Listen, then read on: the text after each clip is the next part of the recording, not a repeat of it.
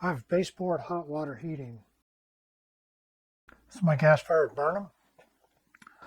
I'm pretty familiar with this setup through the years. I've been in this house for 23 years and troubleshooted a lot of these issues, and I tried to learn what was going on here. I'm not a high-vac guy, so I can explain a little bit about my system, maybe not your system. These are zone valves. I've replaced a lot of these through the years. Well, not a lot. I've replaced probably 4 or 5. And I always mark the date. This one I changed that in 2003, 2007, and this one was the latest one in 2019, a couple of years ago. It's usually when it's 20 below when they fail. So it's always good to know the system and know how to fix it quickly.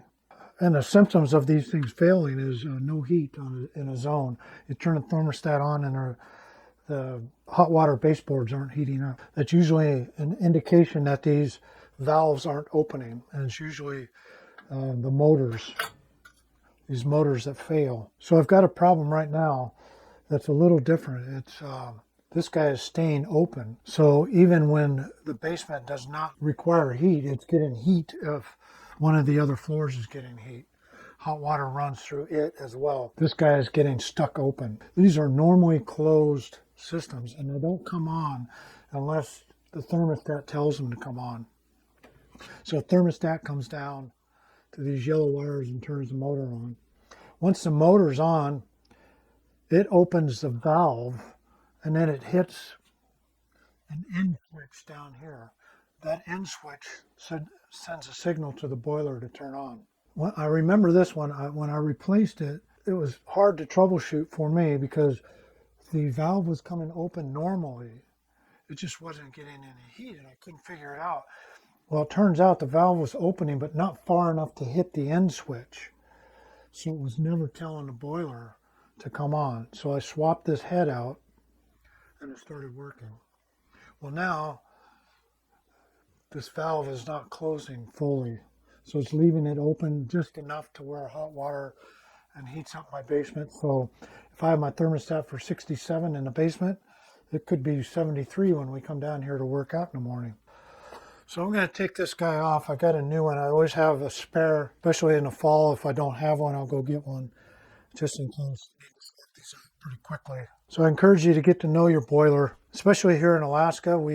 If it's 20 below, all the high vac guys are busy, and it's kind of hard to get them out here. So 20 below, it's pretty important that your heater works. So get to know your heater. So I'll go ahead and take this off. I'm real familiar with doing that. I'm not real familiar with changing out this valve. I know there's a ball in this valve that moves back and forth to close it and open it. Hopefully I won't have to drain the system and figure that out.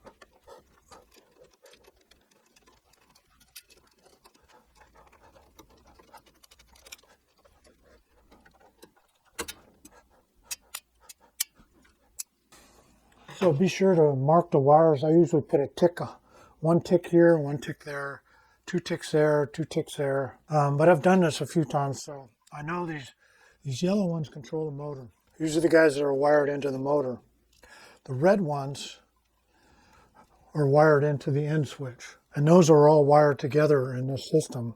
And then it runs down to the boiler to tell the boiler to turn on. I've already shut off the boiler. Don't need this to be calling for heat while I'm doing this, even though not winter yet. It's good. Well, I'm a big fan of valves on each side of something like this that you're going to have to swap out. Okay, I'm going to shut off water coming in, water going into the boiler. Oh boy. I'll shut all these off. Leave this one open to drain it. Fortunately, I have a drain here in the basement. 5/16.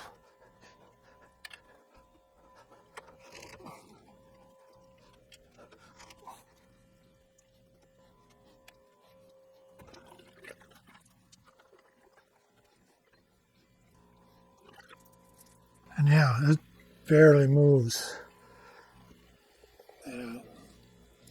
Yep, it's about time to change that. So here's the new one.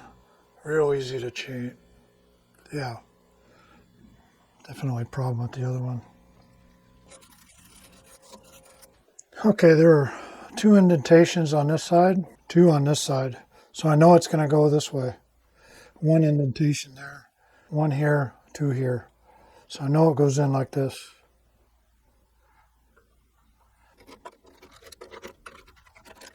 Okay, I'm going to go ahead and fill the system back up with water, get all the air out of it. Mainly this one.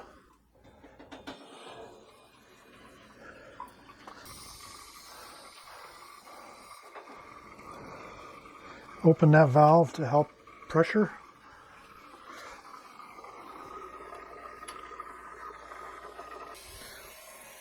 So I'm letting it run until there's no air coming out of the hose. Okay, and it's real important if you open this valve, before you do anything else, you got to close it. You don't want too much pressure in these pipes. The heater is not designed for. Okay, pressure is back down to about 16 pounds. This thing's not leaking. So we'll go ahead and put the motor back on there. The new motor, actually.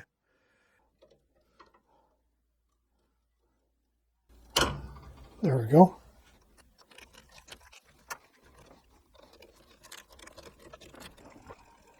Yes. It now closes, so it'll stay normally closed. Yay. Yeah, there's really no reason to have this much wire. Clean it up a little bit. I should have done that with these when I changed them, but a lot of years ago. Get this out of the way.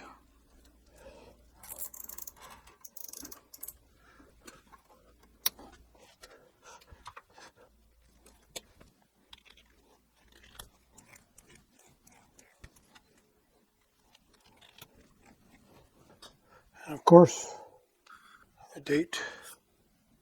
The last one I replaced only lasted 2 years, but that was because of this ball getting jammed up. Really tough to turn. So just burn this motor up. Okay, I think everything's all wired in. I'm gonna zip tie these. Okay, I'm ready to flip on power again. And I'll go turn on heat for the basement. Oh, I gotta mark this basement.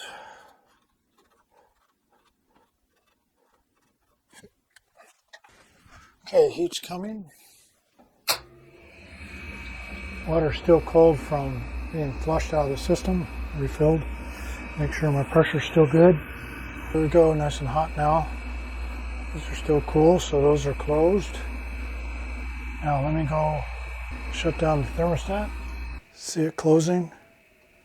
Valve's closed, burner shut off. So now everything's working as it should be. So I would encourage you to get to know your boiler, your heating system, and just come down here and trace wires out, trace plumbing out, figure out what your incoming line is, what your outgoing line is. My boiler has been very reliable for 25 years. These zone valves are what goes out more than anything.